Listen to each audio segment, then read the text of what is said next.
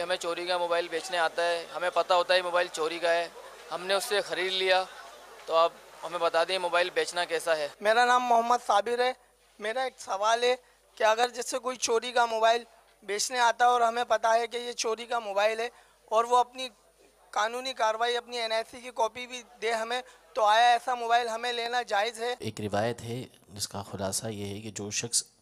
چوری کا مال خریدتا ہے تو وہ اس چوری میں حصہ دار ہوتا ہے، اور سیدی اعلیٰ حضرت امام اہل سنت رضی اللہ تعالی عنہ نے فتاوی رضویہ میں یہ ارشاد فرمایا، جس کا خلاصہ یہ ہے کہ چوری کا مال خریدنا یہ حرام ہے۔ اگر کوئی واضح قرینہ بھی ہے، ایک تو معلوم ہے کہ یہ چوری کا مال ہے، اور دوسرا کوئی ایسا قرینہ موجود ہے، یعنی اس پتہ چل رہا ہے وہاں پہ کوئی سی بات ہے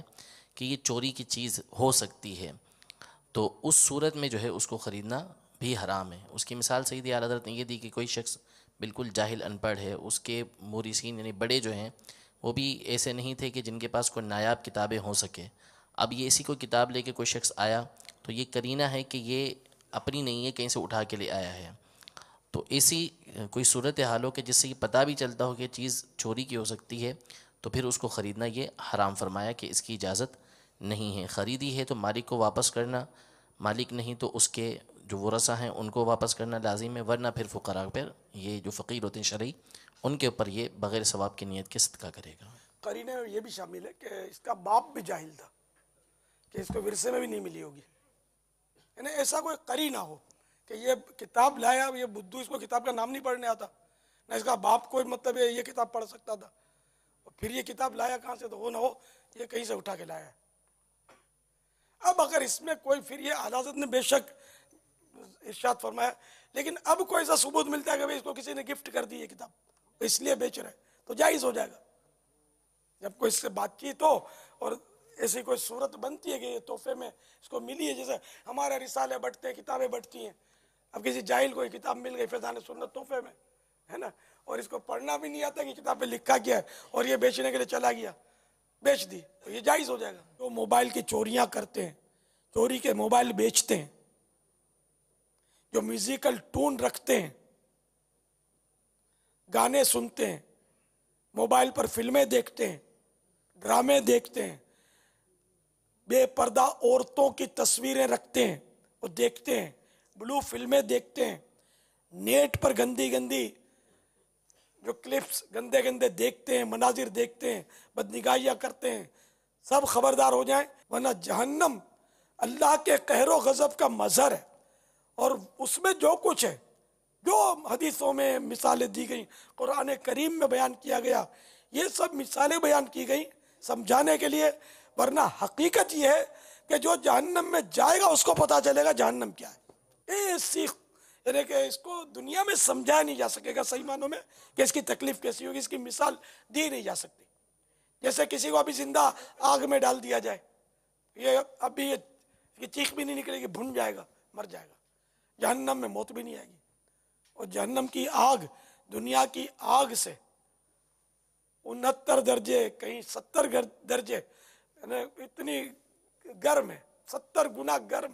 جہنم کی آگ۔ یہ بھی مثال ہے سمجھانے کے لیے۔ جہنم کی گہرائی اتنی ہے اتنی ہے اتنی ہے اتنی ہے کہ ایک بار میرے آقا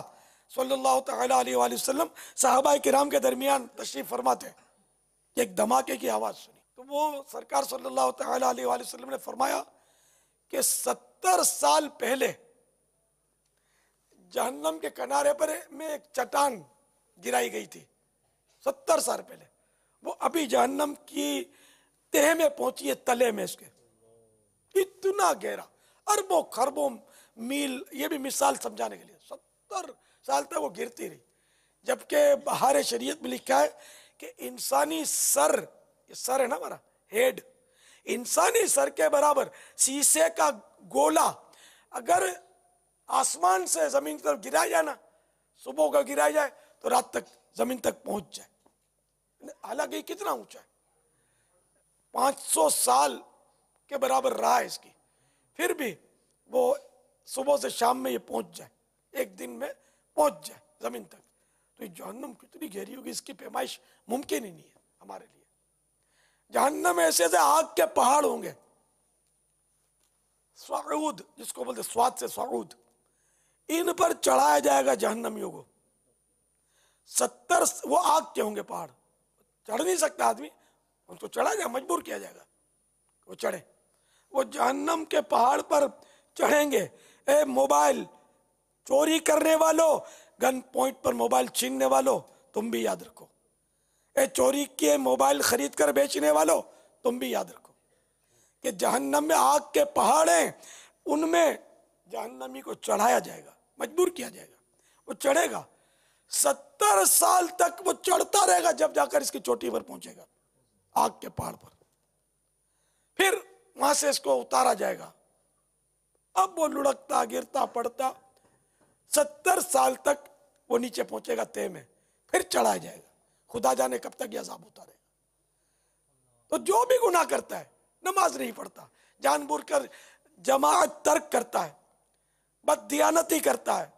جھوٹ بولتا ہے، گالی نکالتا ہے، غیبت کرتا ہے، ماں باپ کو ستاتا ہے، لوگوں پر ظلم کرتا ہے، دہشت گردیاں کرتا ہے، لوگوں کو دھمکیاں دے کر بھتہ وصول کرتا ہے، سب کے سب سنیں. خدا کی قسم جہنم کا عذاب اتنا سخت ہے کہ 1 سیکنڈ کے کروڑویں حصے کے لیے بھی کوئی برداشت نہیں کر سکے گا، کوئی برداشت نہیں کر سکے گا. تو آج سے سب کے سب اپنے تمام گناہوں سے توبہ کر کے نمازی بن جائیں، سنتیں اپنا لیں، گناہوں کو 3 طلاق دے دیں، گناہوں بھرے حالات گھروں سے نکال دیں، سب نکال دیں، گھر کو پاک کر کے آیت الکرسی لگا دیں، بسم اللہ الرحمن الرحیم لکھا ہوا لگا دیں، الصلاۃ والسلام علیک یا رسول اللہ کی فریم لگا دیں، مکے مدینے کی فریمیں لگا دیں. یہ لگائیں، یہ لگانے کی یہ کیا گندی گندی تصویریں لگا کر رکھی ہیں آپ نے. یہ تصور خدا کی قسم ہم نہیں کر سکتے، وہ تکلیف کیسی ہوگی. یا اللہ بے حساب بخش دے ہمیں، جہنم کا 1 لمحے کا کروڑواں حصہ بھی ہمیں نہ ہو عذاب. محبوب کی شفاعت نصیب ہو جائے، بے حساب ہم کو بخش دے. پیارے پیارے میٹھے میٹھے صاحب بھائیو، سب کے سب حاضرین ناظرین آج سے توبہ کر کے اٹھیں اور جنت کا راستہ لیں. جنت کی نعمتیں انشاءاللہ محبوب کے صدقے میں ہم حاصل کریں گے انشاءاللہ عز و جل. صلو علی الحبیب صلی اللہ تعالی علی محمد. مجھے اپنی اور ساری دنیا کے لوگوں کی اصلاح کی کوشش کرنی ہے انشاءاللہ.